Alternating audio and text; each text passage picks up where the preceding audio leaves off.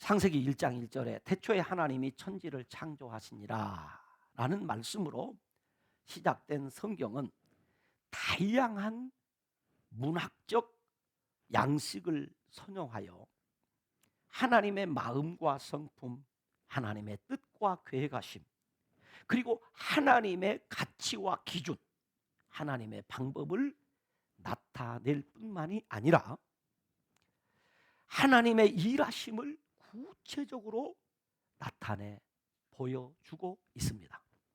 그러므로 성경에 등장하는 모든 인물과 모든 사건은 어느 특정한 민족을 위한 특정한 시대만을 위한 이야기가 아니라 바로 나의 이야기며 오늘의 이야기로 우리는 받아야 합니다. 창세기 1장에서 11장까지의 내용을 보면 하나님의 형상대로 창조된 사람은 하나님 보시기에 심히 좋았습니다.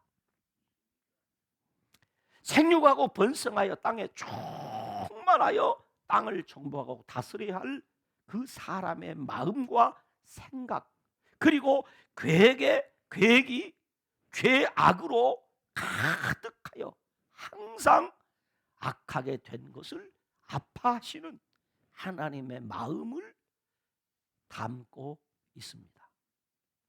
어디에? 창세기 1장에서 창세기 11장까지의 내용은 그렇다 이 말이에요. 그리고 창세기 12장에서부터 여호수아 24장까지의 내용은 하나님의 형상을 상실한 사람을 불쌍히 여기시고 긍휼히 여기시는 하나님께서 하나님을 알고 하나님을 하나님으로 섬기는 제사장 나라 거룩한 백성으로 부르시고 하나님의 마음과 심정으로 하나님의 원리를 따라 행복한 삶을 살게 하시는 하나님의 마음과 하나님의 계획하심을 담고 있습니다. 그리고 여호수아 다음인 여호수아 24장을 지나 사사기서에 보면 하나님의 부르심을 받고 하나님의 인도하심을 따라 하나님의 마음과 하나님의 심정으로 살아야 할 사람들이 하나님의 마음과 하나님의 생각이 아닌 자기의 소견에 옳은 대로 살고 있다고 하는 슬픈 내용의 기록을 담고 있습니다. 그 제사장 나라 거룩한 백성으로서의 삶에서 실패한 이스라엘 백성들의 모습을 보여주고 있습니다. 그러므로 사사기 맨 마지막 절인 21장 25절은 이렇게 끝을 맺습니다. 그때에, 이 말은 사사시대를 말합니다. 이 사사기를 기록하고 있을 그때 이스라엘에 왕이 없으므로 사람이 각기 자기의 소견에 옳은 대로 행하였더라 라는 말씀으로 사사기를 끝맺고 있습니다. 어쩌면 이 말씀은 오늘 이 시대를 사는 우리들에게도 그대로 적용되는 말씀입니다. 어린아이도 조금만 자라면 뭐대로 할 때야? 내 마음대로 할 테야. 제발 간섭하지 마. 하고 싶으면 하고 말고 싶으면 말 거야. 내 마음대로 할 거야. 이것은 구약 사사시대의 이야기만이 아니라 오늘 이 시대를 살고 있는 우리도 그렇지 않은가? 신앙생활도 어떻게? 내 마음대로입니다. 내가 교회 가고 싶으면 교회 가고, 교회 가기 싫으면 교회 안 가고, 내가 기도하고 싶으면 기도하고, 기도하기 싫으면 안 하고, 제발 간섭하지 마라. 지금 성도들이 어떻게 신앙생활하고 있느냐? 자기의 소견에 옳은 대로 신앙생활을 하고 있다. 이것은 바로 영적 위기를 맞이했다. 영적 사사시대를 맞이했다 라는 것을 우리로 하여금 깨닫게 합니다. 사람이 각기 자기의 소견에 옳은 대로 행하였다라는 말씀은 여호와의 눈에 옳은 것, 여호와께서 의롭게 여기는 것이 아니라 사람의 눈에 옳고 좋아 보이는 것. 하와가 사탄 마귀의 유혹을 받아 하나님이 금하신 선악을 알게 하는 나무의 열매를 보니 보기에 흉측했더라. 그랬습니까? 보암직도 하고 먹음직도스럽고 지혜롭게 할 만큼 뭐 했더라? 탐스러웠더라. 누구의 눈에? 하와의 눈에. 하나님의 눈에 그런 것이 아니라 하와의 눈에 그랬다는 거죠. 결국 그래서 하와는 자기의 소견에 옳은 대로 그 선악을 알게 하는 열매를 따서 자신도 먹고 그 남편 아담에게도 주었습니다. 그것이 인간의 불행의 시초였습니다. 여러분, 사람의 눈에 옳고 좋아 보이는 것이 아닙니다. 스스로 판단하게 의롭다고 여기는 것이 좋은 것이 아닙니다.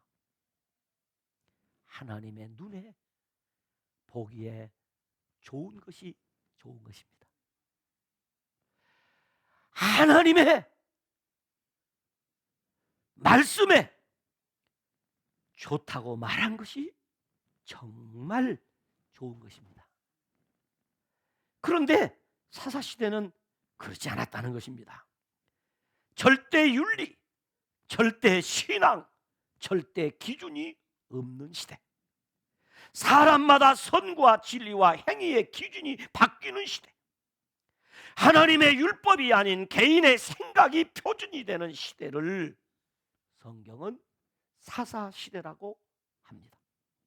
이렇게 된 것은 왕이 없었기 때문이라고 합니다. 그러면 어떻게 하면 자기의 소견에 옳은 대로 살지 않고 하나님의 보시기에 옳은 대로 살 수 있다는 이야기입니까? 왕이 있으면 그렇게 살 수 있다는 말같이 들립니다. 어찌 잘못 보면 왕정 정치 제도가 필요하다는 말처럼 느껴집니다. 그러나 그 말이 아니고 제사장 나라 거룩한 백성의 왕이신 하나님의 통치가 없었기 때문에, 다시 말하면 제사장 나라 거룩한 백성의 왕이신 하나님의 통치를 거부했기 때문에 사사시대가 왔다는 것입니다. 이처럼 사람마다 자기 소견에 옳은 대로 행동하는 시대, 사회와 경제와 정치와 도덕적으로 영적으로 혼란하여 여호와의 말씀이 희귀하여 이상이 흔히 보이지 않았던 사사시대, 그 시대에 기록된 말씀이 사무엘서입니다. 그러니까 사무엘서는 사사들이 통치하던 시대에서 왕들이 세워지는 과도기적 그 시기 100여 년 어간의 기록이 바로 이 사무엘 상하입니다. 시대별로 말하면 사무엘 1장에서 12장까지는 사무엘 시대를 기록하고 있고, 사무엘상 13장에서 31장까지는 사울 왕 시대를 기록하고 있습니다. 그리고 사무엘 하는 다윗 왕 시대에 대한 기록입니다. BC 2세기에 헬라어로 번역된 70인역은 사무엘서는 1, 2 왕국서라고 제목을 붙였고요, 열왕기서를 3, 4 왕국서로 이렇게 분류해서 제목을 붙였습니다. 하지만 원래 그 히브리어 성경은 사무엘서와 열왕기서가 각각 두 개의 두루마리로 된 한 권의 책으로 되어 있었습니다. 그러니까 사무엘서 한 권, 열왕기서 한 권, 이렇게 기록이 되어 있어요. 그렇다면 사무엘 상하라는 명칭은 언제부터 사용했느냐 하면 히브리어 성경을 라틴어로 번역한 제롬이라는 사람의 그 번역 벌게이트역이라고 우리 흔히 명명하는데, 이 벌게이트역에서 사무엘서를 상하로 구분을 하게 되어서 그때부터 이 사무엘서를 사무엘상, 사무엘하로 분류를 해 놓았습니다. 우리는 이미 제가 광고 시간에 말씀드린 대로 2월, 3월은 사무엘상으로, 그리고 4월, 5월은 사무엘하로 세 겹줄 신앙운동을 하면서 이 사무엘상하 말씀의 설교를 통해서 저와 여러분이 함께 은혜를 나누기를 원합니다. 그래서 오늘은 사무엘상 1장 19절에 여호와께서 그를 생각하신지라 라는 말씀을 중심해서 한나를 생각하신 하나님이라는 제목의 설교를 듣기 원합니다.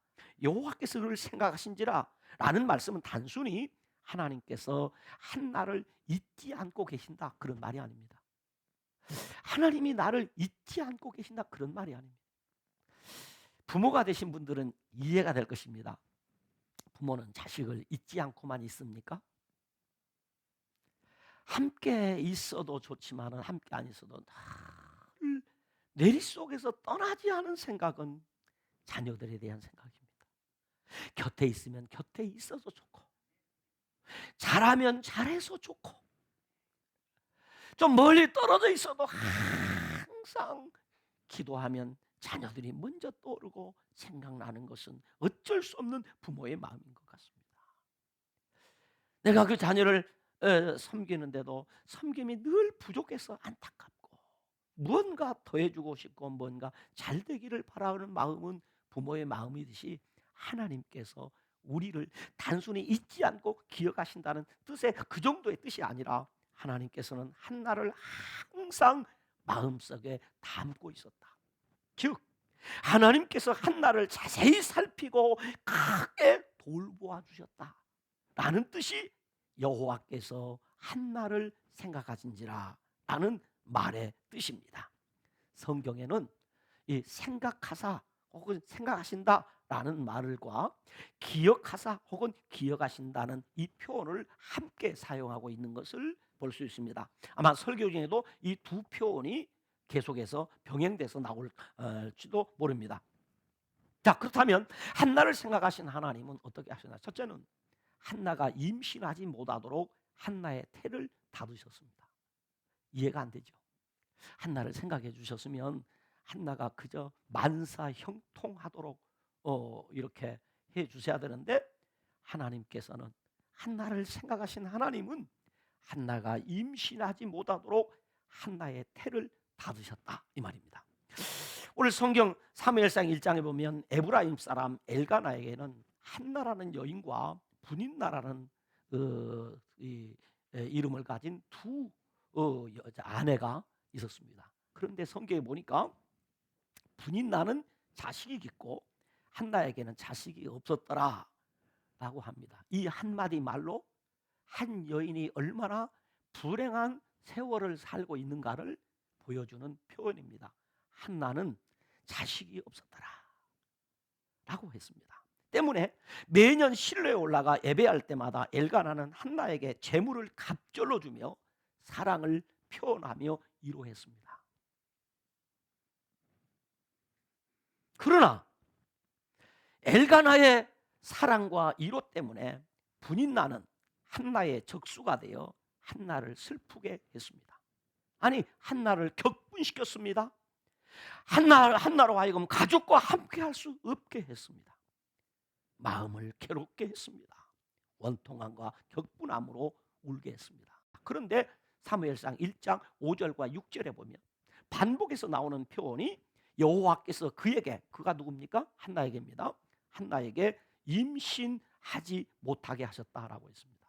그러니까 남편은 이상이 없습니다. 왜? 분인나하고는 분명히 아이를 낳습니다. 그런데 한나는 아이를 못 낳는데, 한나는 왜 아이를 못 낳냐면 하나님께서 그에게 임신하지 못하도록 했다고 했습니다. 표준 세번역 성경에 보니까 주께서 한나의 태를 닫아 놓으셨다 그랬습니다. 한나의 태를 닫아, 마치 여기 컵이 있는데 이 뚜껑을 닫아 놓았, 그래서 아무리 물을 부어도 물이 들어가지 않는 것처럼 하나님께서 한나의 태를 닫아 놓으셨다. 이렇게 표준 세번성에 번역을 했습니다. 히브리어 원어를 직역을 하면 이렇게 할 수가 있습니다. 여호와께서 그녀의 자궁을 닫았다. 그녀의 자궁을 닫아버렸다는 것입니다. 다시 말하면 한나가 임신을 하지 못하는 것이 한나에게 문제가 있다는 얘기가 아닙니다. 한나가 건강이 안 좋다든가 한나의 몸에 이상이 있다든가 그런 한나에게 어떤 문제가 없다. 다시 말하면 병원에 가서 우리나라에 제일 잘 보는 산부인과 가서 검사를 했더니 한나가 임신하지 못하는 원인을 찾지 못했어요. 모든 것이 건강합니다. 깨끗합니다. 당연히 아이가 임신되어야 마땅한 상태에 한나가 있었습니다. 그런데 한나가 임신이 안 된 겁니다. 왜 그랬느냐?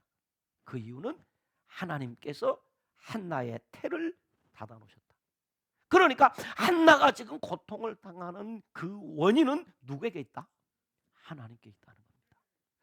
여러분, 몸이 아파서 병원 갔는데 아무리 뭐 검사를 해도 원인이 안 나오면 정말 답답한 것입니다. 원인이 나오면 처방을 하고 치료를 하고 수술을 하든지 약을 먹든지 하면 되는데 한나는 의학적으로는 이상이 없습니다. 그런데 지금 한나가 아이를 갖지 못하는 거죠. 그러니 더 답답한 것입니다. 그런데 성경은 분명하게 얘기합니다. 하나님께서 그의 자궁을 닫아버렸다는 것이죠. 당시 고대 근동 지역에서는 임신하지 못하는 여인은 다른 사람이 알지 못하는 숨은 죄가 있어서 신의 저주를 받은 것으로 여겼습니다. 구약 성경은 다사는 하나님이 주시는 축복의 상징으로 표현하고 있지만은 불임은 하나님의 저주와 징계로 표현을 해놓았습니다. 그러니까 한나는 하나님 앞에 숨은 죄가, 숨겨놓은 죄가 있어서 하나님 앞에 저주를 받아서 지금 징계 중이라고 생각을 할 수 있게 된 것입니다. 그러나 한나의 고통은 단순히 그것이 아니라 이 한나의 고통을 통해서 그가 사사시대 이스라엘 민족의 고통과 맞물려 있는 것으로서 영적으로 도덕적으로 부패한 제사장 나라 거룩한 백성으로서의 성별의 열매를 맺지 못하여 이방인들로부터 조롱받는 현실이 담긴 그런 고통이었다는 것입니다. 그러니까 앞에서 말하는 죄가 있거나 하나님의 징계와 저주 때문에 한나가 아이를 갖지 못하는, 임신하지 못하는 그런 경우가 아니라 하나님의 특별한 계획과 뜻이 있는 고통이라는 것입니다. 하나님의 특별한 계획과 뜻이 있는 고통이다. 성경은 한나와 같이 하나님의 특별한 뜻과 계획하신 가운데 태를 닫아 임신하지 못하도록 하는 경우가 있습니다. 사라가 그렇습니다. 리브가가 그렇습니다. 라헬이 그랬습니다. 엘리사벳이 그랬습니다. 모두 구속사의 중요한 인물들인 아브라함과 이삭과 야곱의 아내로서 고통스러운 불임의 그 시기가 지난 뒤 하나님의 은혜로 각각 이삭과 야곱과 요셉을 아들로 선물을 받은 여인들입니다. 고통이 지난 후에 선물을 받았다는 이야기입니다. 이러한 이스라엘 족장사를 잘 알고 있었던 이 사무엘서의 독자들과 오늘 이 자리에 함께한 저와 여러분들은 이 말씀을 들으면서 한 가지 생각을 할 수 있습니다.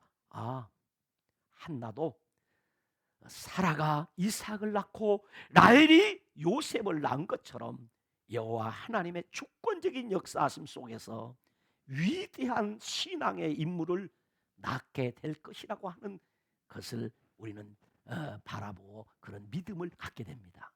또 한 가지는 이 말씀을 통해서 우리가 알게 되는 것은 자녀는 하나님의 주권적인 은혜로 주신 선물임을 알게 됩니다. 그래서 시편 기자는 세번역 성경에 보니까 자식은 주께 주신 선물이요 태 안에 들어있는 열매는 주님이 주신 보상이다 라고 했습니다.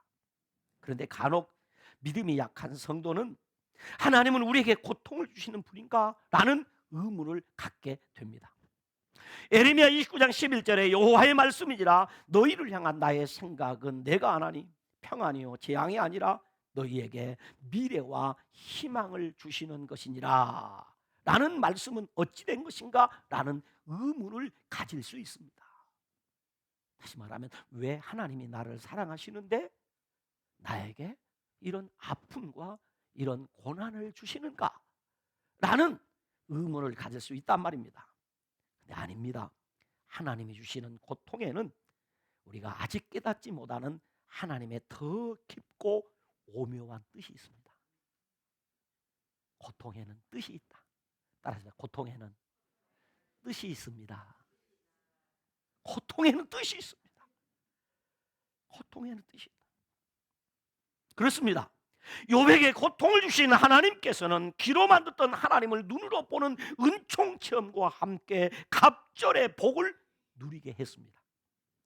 한나가 흐르는 눈물은 한나의 눈물이 아니라 하나님의 눈물이었습니다. 한나는 아들이 없어서 울고 있었지만 하나님께서는 하나님의 마음으로 하나님의 뜻을 행할 충실한 제사장이 없어서 한나보다 먼저 한나보다 더 큰 원통함과 격분함으로 울고 계셨던 것입니다. 그렇습니다. 한나를 생각하신 하나님께서는 한나가 임신하지 못하도록 한나의 태를 닫으심으로 한나의 눈물을 통해서 하나님의 마음과 뜻을 나타내 보여주신 것입니다. 그러므로 한나의 눈물 속에는 하나님의 원통함이 들어있고 한나의 눈물 속에는 하나님의 격분함이 담겨있는 눈물이었습니다. 그러므로 하나님의 마음을 알고 하나님의 뜻대로 살면 더 큰 은혜와 복을 받습니다. 하나님의 마음을 알고 하나님의 뜻대로 살면 더 큰 은혜를 받고 복을 받게 되는 것입니다. 두 번째, 한나를 생각하신 하나님은 한나로 하여금 원통함과 격분됨으로 오랫동안 기도하게 하셨습니다. 1장 10절로 11절에 한나가 마음이 괴로워서 하나님께 만군의 여호와여 만일 주의 여종의 고통을 돌아보시고 나를 기억하사 주의 여종을 잊지 아니하시고 주의 여종에게 아들을 주시면 내가 그의 평생의 그를 여호와께 드리고 삭도를 그의 머리에 대지 아니하겠나이다 라고 기도하며 통곡하며 소원했다고 했습니다. 그리고 12절에 보면 그가 여호와 앞에 오래 기도했다라고 했습니다. 13절에 한나가 속으로 말하며 입술만 움직이고 음성은 들리지 아니했다라고 했습니다. 15절에 여호와 앞에서 내 심정을 통했다라고 합니다. 20절에는 한나는 아들을 낳아 내가 여호와께 그를 구하였다라는 뜻을 담은 사무엘이라고 그 아들의 이름을 지었습니다. 26절에 어린 사무엘을 엘리 제사장에 데리고 가서 엘리 제사장 앞에 자신을 가르쳐서 한 말이 나는 여호와께 기도하던 여자입니다. 다시 말하면 나는 기도하는 여자입니다. 여러분은 어떤 여자입니까? 한나는 나는 기도하는 여자입니다 라고 자신을 소개합니다. 만약에 한나가 이 원통함과 격분함을 가지고 남편에게 자신의 그 슬픔과 원통함, 격분됨을 눈물로 하소연하고 만약에 부인 나와 함께 큰 소리를 지르며 같이 대적하며 싸웠다면 어찌 보면 잠깐 동안 속은 시원했을는지 모릅니다. 그 마음의 그 분함을 다 토해낼 수 있어서 좋았을는지 모릅니다. 만약에 이 한나가 이 원통함과 격분함을 가지고 이기지 못하여 마치 믿음 없는 자와 불신자와 같이 술을 진탕포 마셨다면 쌓인 스트레스는 조금 풀리고 잠시 동안 그 고통함과 격분함을 잊어버릴 수 있었을지는 모르겠습니다. 그러나 중요한 것입니다. 하나님의 은혜와 축복은 없습니다. 하나님의 은혜와 축복은 없습니다. 문제의 해결에 도움이 되지 않습니다. 성경에 모든 불임 여성이 기도만 하면 사무엘 같은 아들을 낳을 수 있다, 그렇게 하지 않습니다. 누구든지 하나님께 소원 기도만 하면 모든 소원이 성취된다고 성경은 그렇게 가르치고 있지는 않습니다. 하지만 하나님께서는 은혜와 축복을 베푸시는 방편으로 기도를 사용하신다는 겁니다. 매우 중요한 이야기입니다. 모든 불임 여성들이 하나님 앞에 기도하면 사무엘 같은 아들을 주신다는 그런 이야기는 아닙니다. 누구든지 하나님 앞에 소원 기도하면 그 모든 소원이 성취된다는 이야기는 아닙니다. 그러나 하나님께서는 은혜와 축복을 베푸시는 방편으로 기도를 사용하신다는 것입니다. 한나가 통곡하며 자신의 영혼을 하나님께 쏟았고 오랫동안 먹지도 않고 기도하도록 한 것은 한나를 생각하신 하나님의 은혜요, 하나님의 축복의 방편이었습니다. 저는 이 설교를 준비하면서 그런 생각을 했습니다. 기도는 축복이다. 누가 기도할 수 있느냐? 은혜 받은 사람이 기도할 수 있고요, 복 받을 사람이 기도할 수 있습니다. 여러분, 한나를 생각하신 하나님은 남편에게 가서 자신의 고통을 토해내지도 않게 하시고 자신의 적수가 돼서 괴롭히는 분인나와 싸우지도 아니하고 하나님의 실로 성전에서 하나님 앞에 기도하도록 하신 것은 하나님의 은혜였습니다. 하나님의 축복이었습니다. 이렇게 하나님 앞에 기도했더니 17절에 한나가 취한 줄로 생각하고 포도주를 끊으라고 했던 엘리 제사장은 그의 온통함과 격분됨이 많아 기도하는 것을 알고 평안히 가라, 이스라엘의 하나님이 내가 기도하여 구한 것을 허락하시기를 원하시느니라 라고 응답을 선포해 주셨습니다. 할렐루야. 18절에 보면 제사장의 축복을 받은 한나는 얼굴에 다시는 근심빛이 없었다라고 했습니다. 그리고 11절에서 주의 여종의 고통을 돌보시고 기어가사 잊지 말아달라고 기도하던 한나는 19절에 그 남편 엘가나와 함께 아침에 일찍 일어나. 뭐 하려고 아침에 일찍 일어났을까요? 뭐 하려고 아침에 일찍 일어났을까요? 오늘 성경 보니까 뭐 했는지 나옵니다. 아침에 일찍 일어나 여호와 앞에 경배하고 예배했단 말입니다. 새벽 예배 드렸다는 얘기입니다. 새벽 예배도 누가 하느냐? 은혜 받은 사람이 하고 복 받을 사람이 하는 거죠. 이건 손에 쥐어줘도 못해요. 은혜 못 받은 사람, 복 받지 못할 사람은 손에다 쥐어줘도 못해요. 그런데 한나는 그 남편과 함께 아침에 일찍 일어나 여호와 앞에 경배하고 라마에 있는 자기 집으로 돌아가서 한나와 동침했더니 한나와 잠을 함께 잤다는 얘기입니다. 그런데 그 다음 얘기가 기가 막힙니다. 여호와께서 한나를 생각하신지라. 하나님이 생각해 주셨습니다. 하나님이 한나를 생각해 주셨습니다. 그리고 20절에 뭐라고 기록하느냐? 한나가 임신하고 때가 이름에 아들을 낳았어요.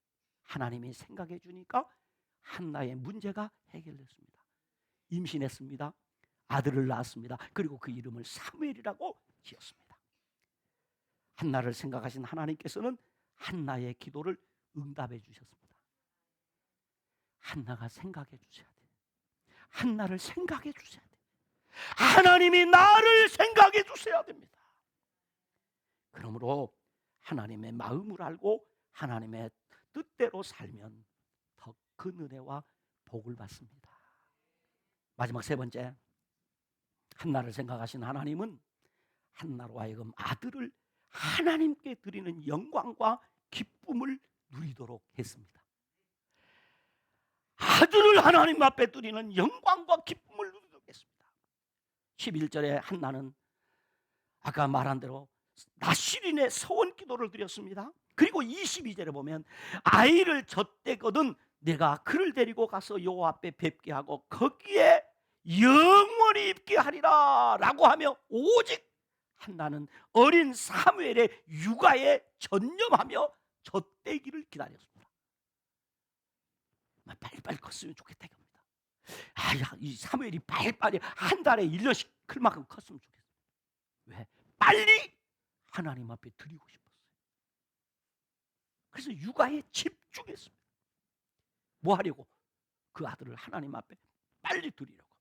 24절로 28절에 보면 마침내 젖을 뗀 후에 어린 사무엘을 데리고 예물을 준비하여 실로에 있는 여호와의 집에 나가 엘리 제사장에게 기도 응답으로 받은 아들을 하나님 앞에 소원대로 평생을 드립니다 라고 하며 하나님께 경배를 드립니다. 우리는 여기서 아브라함이 백세에 얻은 아들 이삭을 번제단에 드리고 독생자 예수를 속죄제물로 내어놓으신 하나님을 연상하게 만들어줍니다. 한나는 최고의 진상품을 나라님께 드리고 기뻐하는 신하와 같이 아들을 하나님께 드리고 기뻐하며 마리아가 부를 메시아의 노래 곧 왕의 노래를 부르고 있습니다. 2장 1절로 10절의 내용입니다. 한나를 생각하신 하나님께서는 한나로 하여금 어린 아들을 하나님께 드리는 영광과 기쁨을 누리게 하시고 한나를 돌보시사 2장 21절에 보면 세 아들과 두 딸을 낳게 해주셨습니다. 그러니 하나님 앞에 그 아들을 드리는 이 기쁨과 영광을 이루 말할 수 없습니다. 그리고 아이 사무엘은 여호와 앞에서 여호와를 섬기며 자라도록 하셨습니다. 여호와와 사람들에게 은총을 더욱 받으며 자라도록 해주셨습니다. 하나님께서는 사무엘이 말이 하나도 땅에 떨어지지 않도록 함께 해주셨습니다. 쉽게 말하면 그 자녀에게 복을 주셨다는 얘기입니다. 은혜를 주셨다는 이야기입니다. 비리비리한 아들을 되도록 하지 않고 뛰어나게 해주셨습니다. 복되게 해주셨습니다. 마침내 3장 20절에 보면 단에서부터 브엘세바까지 온 이스라엘이 사무엘은 여호와의 선지자로 세우심을 이룬 줄을 알도록 해주셨습니다. 그리고 3장 21절에 보면 말씀으로 친히 하나님께서 사무엘과 함께 해주셨습니다. 그러므로 하나님의 마음을 알고 하나님의 뜻대로 살면 더 큰 은혜와 복을 받습니다. 사랑하는 성도 여러분, 하나님께서는 하나님의 마음과 뜻대로 행할 충실한 사람을 찾고 있습니다. 그러므로 자기의 소견에 옳은 대로 행하며 살 것이 아니라 하나님의 마음을 알고 하나님의 뜻대로 살아야 합니다. 하나님의 마음을 알고 하나님의 뜻대로 살아야 합니다. 그래서 오늘도 우리는 말씀과 기도로 하나님의 말씀, 그 하나님의 마음을 구하고 하나님의 뜻을 찾아야 합니다. 그래서 저는 찬송가 425장 주님의 뜻을 이루소서라는 찬송을 부름으로 오늘 설교를 마무리하려고 합니다. 주님의 뜻을 이루소서 고요한 중에 기다리니 진흙과 같은 날 빚으사 주님의 형상 만드소서. 주님의 뜻을 이루소서 주님 말 앞에 엎드리니 나의 마음속을 살피시사 눈보다 희게 하옵소서.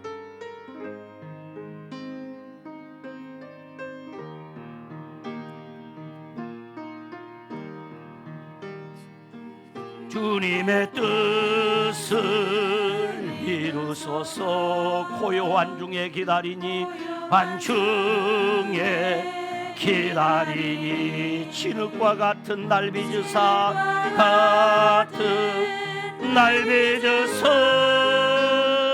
주님의 형상 만드소서. 주님의 뜻을 이루소서. 내 뜻을 이루소서. 주님 발 앞에 엎드리니 앞에 엎드리니 나의 맘속을 살피시사 속을 살피시소. 눈보다 희게 하옵소서. 주님의 뜻을 이루소서.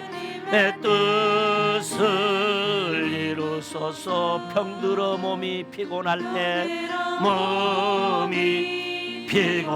때 권능의 손을 내게 펴사 손을 내게 펴서 강건케 하여 주옵소서. 주님의 뜻을 이루소서.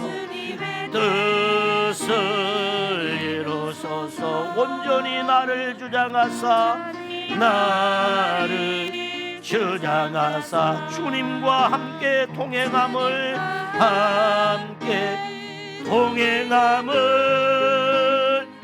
만민이 알게. 4절 다시 한번. 주님의 뜻을 이루소서. 온전히 나를 주장하사 주님과 함께 동거함을 만민이 알게 하옵소서. 주님의 뜻을 이루소서. 온전히 나를 주장하사 주님과 함께 동행함을 만민이